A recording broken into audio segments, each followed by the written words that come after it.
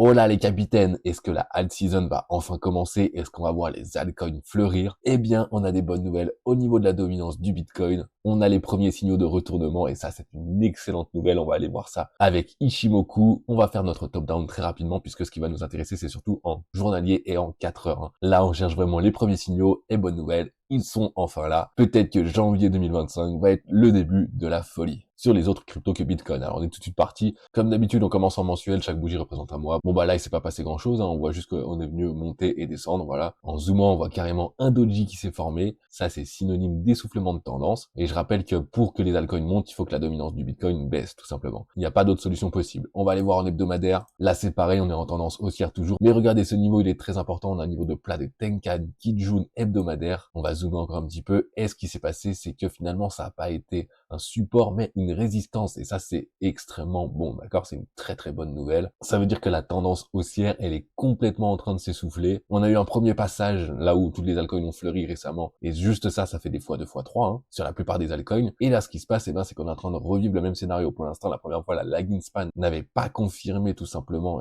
le retournement de tendance. Et le nuage avait fait barrière aussi. Mais c'est possible que là, pour les prochaines semaines, tout simplement, on vienne redescendre et tester au moins le bas du nuage cette fois-ci. Et ça va être très intéressant pour les altcoins qui saignent depuis un petit moment, malgré que le Bitcoin soit monté à plus de 100 000 $. Les altcoins, ils sont encore pour la plupart vraiment très très loin de leur ATH. Et ce que ça veut dire, c'est que pour l'instant, on a encore des bons prix sur certains altcoins, et c'est quand même une bonne nouvelle. Il y a encore de très bonnes perspectives. On va zoomer encore un petit peu, on va aller en journalier, parce que là, c'est encore très très très intéressant. Si vous suivez cette chaîne, ce graphique, on l'a regardé un petit peu, on l'a suivi. Il y avait 2 options, soit on repartait comme ça, soit on remontait, d'accord? Et là, dans ce cas-là, c'était vraiment pas une bonne nouvelle. Ce qui s'est passé, c'est dans l'autre sens, avec un petit rebond. Et regardez surtout ce qui se passe là, c'est que tout simplement, le plat de SSB sert de résistance. Et pareil, la Kijun journalière sert également de résistance ici pour la lagging span, ce qui nous fait que le scénario principal, maintenant c'est à la baisse. Et il y a vraiment une deuxième chose qui est ultra intéressante, c'est maintenant en 4 heures, on est parti en tendance baissière validée cette fois-ci.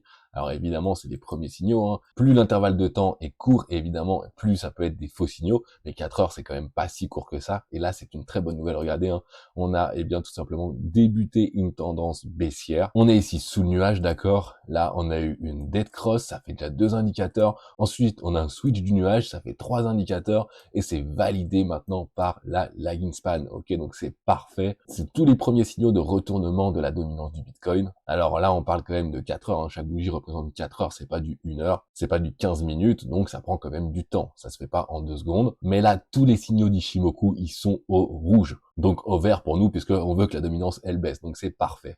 On va aller même voir ça en 1 heure, regardez en 1 heure, tout simplement, c'est pareil, on est parti sur une belle tendance baissière qui a commencé, et on part tranquillement à la baisse également. En 1 heure, on est aussi en baissier. Donc, est-ce que c'est le début de la alt season?